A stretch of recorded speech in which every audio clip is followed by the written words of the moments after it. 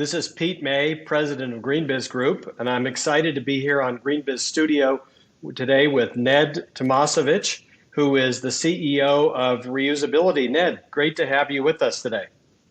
Oh, thanks for having me on, Pete. Yeah. So I want to start with, if you could tell us a little bit about your story and about the reusability story, how you got here. I think it involves something about big box retailers, garden stores, and nurseries, if I have that right.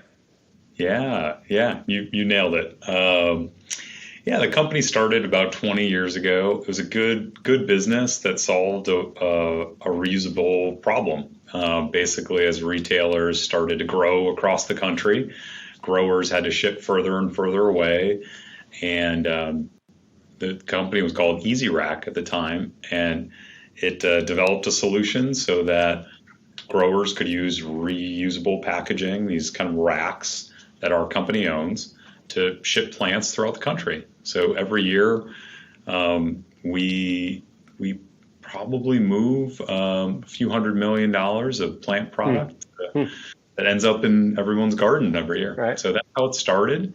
It really wasn't a sustainable focus to the business at first, but we saw this cool opportunity to tell the story of what we're already doing. We went on this learning journey, and the smarter we got, we realized that our mission was really sustainability and allowing other companies to enable other companies to use reusable packaging. So today we manage reusable packaging programs and try to remove as much disposable packaging waste from the world as we can. Yeah. So describe that a little bit. What kinds of businesses has this? How is your model and your customer base expanded to other types of businesses? Give us a flavor for that. Yeah. Initially, it started with retail. So keep doing more of the same, right? So we picked up lawnmower tractor crates and things like that. And it's expanded over the last 5+ years to large Fortune 500 companies that are shipping big, bulky, heavy things. So auto, large industrial, any sort of kind of integrated part that's bigger than a bread box. We end up trying to remove wood crates and replace them with a reusable solution. Yeah, and tell us about how what's gone on with the companies you've dealt with in terms of how they're looking at that, and how is that fitting into their world in terms of achieving sustainability objectives or achieving circular objectives?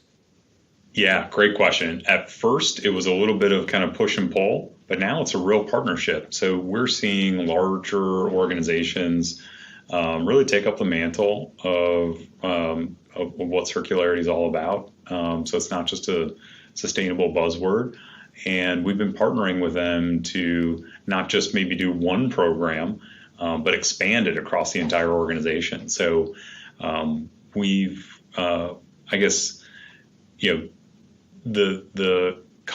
say companies were more aware maybe 5 years ago, and now they're really taking the lead and initiative. Yeah, and are you finding companies that's actually fitting into kind of disclosed climate objectives or specific circular economy objectives that they've mentioned? And can you give us some flavor, some examples of that? Yeah, we are seeing that. Our last big iteration of growth has been metrics and dashboarding of the impact that companies are making.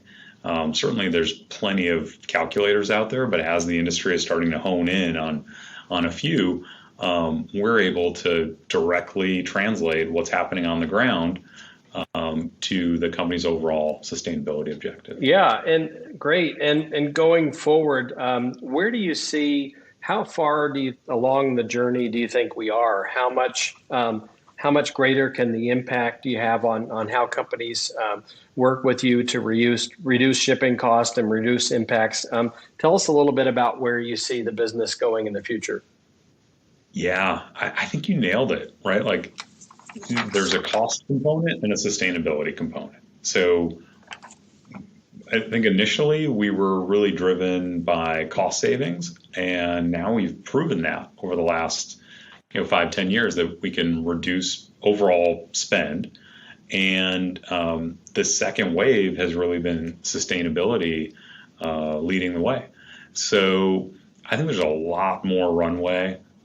Just in North America alone, there's a lot of Fortune 500 companies that are still struggling with this. And basically, what we're finding is they don't have the infrastructure to do it really well themselves. Right. So they're asking us to outsource the management of the entire program, recovery, inventory management, tracking, really managing their sustainable supply chain. Yeah, well, that's great, and we're seeing the same thing. We're seeing companies that have been on this path doing more with more units, greater ambition, and we're also very encouraging that we're seeing more players get into this that weren't really active in this space in the last 5 years. So anyway, it's I think that all portends well to the progress. Still so much more work to be done. But Ned Tomasevic from Reusability, great to have you on GreenBiz Studio today. Oh, again, thanks for having me. Really believe in what you guys are doing. Thanks for promoting the circular economy. Great.